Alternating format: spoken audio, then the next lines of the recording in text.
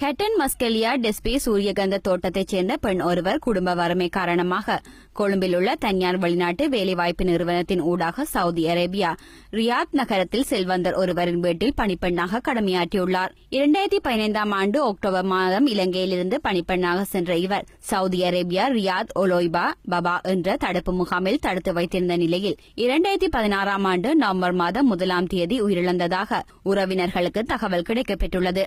இதனையடுத்து உறவினர்கள் குறித்த வெளிநாட்டு வேலைவாய்ப்பு நிறுவனத்தின் அதிகாரிகள் மற்றும் வெளிநாட்டு வேலைவாய்ப்பு பணியகம் ஆகியவற்றுடன் தொடர்புகளை ஏற்படுத்தி உடனடியாக பெண்ணின் சடலத்தை ஸ்ரீலங்காவிற்கு கொண்டுவர நடவடிக்கை எடுக்குமாறு கேட்டுக் கொண்டனர்.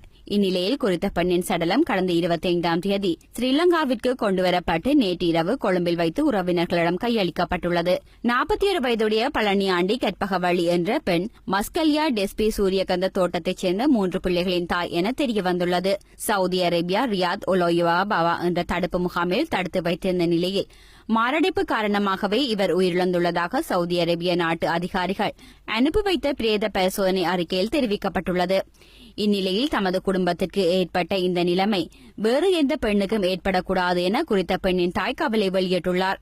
3 பிள்ளைங்களை வளர்க்கணும்னு புருஷன் இல்லாம இருந்து 3 பிள்ளைங்களை வளர்க்கணும்னு சொல்லி எங்களுக்கு அவ்வளவு கஷ்டத்துல தான் என் மகள் போனுச்சு. நீங்க போயிட்டு என் மகளுக்கு நடந்தது இந்த மாதிரி மைய பெட்டியில வந்து நிக்குது. 3 பிள்ளைங்களுக்கும் தாய் இல்லாம தகப்ப இல்லாம அனாதியா நிக்கிறாங்க.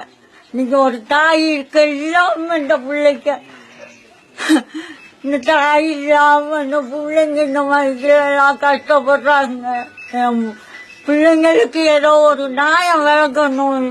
இருக்க பிள்ளைங்களுக்கு என் பிள்ளைக்கு வந்த இது அடுத்தவங்களுக்கு வரக்கூடாது.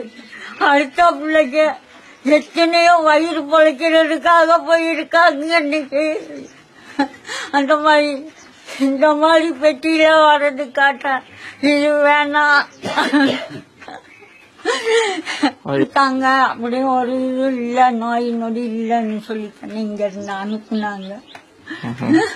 அந்த இதுல போயிட்டு ஆட்டாடக்கு வந்துருச்சுன்ட்டு நீங்க ரிப்போர்ட் கொடுத்துருக்கு. என் பிள்ளைக்கு எந்த இதுவும் இல்லை, இது கொலை செய்யப்பட்டது.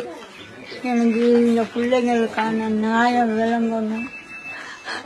இன்ன வரைக்கும் அனுப்புன ஏஜென்சில இன்ன வரைக்கும் எங்களுக்கு எந்த இதுவும் தகவலும் கொடுக்கல. இந்த 3 பிள்ளைங்களுக்கு ஆகின ஒரு இதுவும் இல்லை.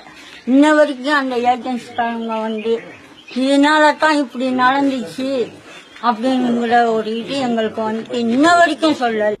எனினும் பெண்ணின் மரணத்தில் சந்தேகம் காணப்படுவதாக உறவினர்கள் தெரிவித்த நிலையில் சடலம் மீண்டும் பிரேத பரிசோதனை செய்யப்பட்டுள்ளது. இதன்போது உயிரிழந்த பெண்ணின் இடுப்பு பகுதி மற்றும் கழுத்து பகுதி ஆகியவற்றில் கூரிய ஆயுதத்தால் தாக்கப்பட்ட அடையாளம் காணப்படுவதாக உறவினர்கள் தெரிவித்துள்ளனர். இந்நிலையில் குறித்த பெண்ணின் சடலம் இன்றைய தினம் அடக்கம் செய்யப்பட்டுள்ளது. இந்த சகோதரனுடைய மரணம் 4 மாதம் 25 நாளைக்கு பின்னால் ஸ்ரீலங்காவுடைய அந்த ஏர்போர்ட்டுக்கு வந்து நீங்க பெற்றுக்கோங்கன்னு சொல்லக்கூடிய அந்த கோல் வந்ததுக்கு நானும் இந்த கற்பகவல்லியுடைய சகோதரன் பரமசிவமும் போனோம். ஏர்போர்ட்டுக்கு போன நேரத்தில் அந்த இடத்துல எங்களுக்கு அந்த சகோதரருடைய மரணத்தை எடுக்கிறதுக்கு நான் ஏற்பாடு செய்யும் பொழுது நான் சொன்ன இதுக்கு காரணமா இருந்த இந்த சகோதரருடைய உடலோட சேர்த்து அனைத்து டாக்குமெண்ட்களும் கிடைக்கப்பட்டது. இந்த டாக்குமெண்ட் தான் உண்மையிலே எங்களுக்கு சவுதியிலிருந்து கிடைக்கப்பட்ட டாக்குமெண்ட் தான் கவலையை ஊட்டக்கூடிய டாக்குமெண்ட். அவங்க ஹார்ட் அட்டாக் மூலமாக தான் இவருடைய உயிர் பிரிந்துள்ளது என்ற வீடியோ பதிவிடப்பட்டுள்ளது என்று கேள்விப்பட்டதோடு நம்ம கவலைப்பட்டோம். இது திட்டமிட்டு ஒரு மனிதரால ஏற்படுத்திய ஒரு கொலை என்றது உறுதியாக்கப்பட்டது. இடது பக்கம் அந்த தோல் புஜத்துக்கு கிட்ட நான் பார்த்தேன். இந்த இடது பக்கம் இந்த இடத்துல ஒரு குழி மாதிரி விழுந்திருக்கு, ஒரு குத்துன மாதிரி ஒரு மார்க் இருக்குது. இன்னும் வலது பக்கம் மார்பகத்துக்கு கீழே 3 குத்துக்கள் இருக்குது. இன்னும் சில மார்க்குகள் இருக்கிற மாதிரி சில விஷயங்கள் சொன்னா அதுக்கு எனக்கு சரியா கேட்கல. ஆனா இந்த 3-4 மார்க்கும் இந்த மரணத்துக்கு அதாவது திட்டமிட்டு செய்யப்பட்ட ஒரு கொலைன்றது அந்த இடத்துல உறுதியானது.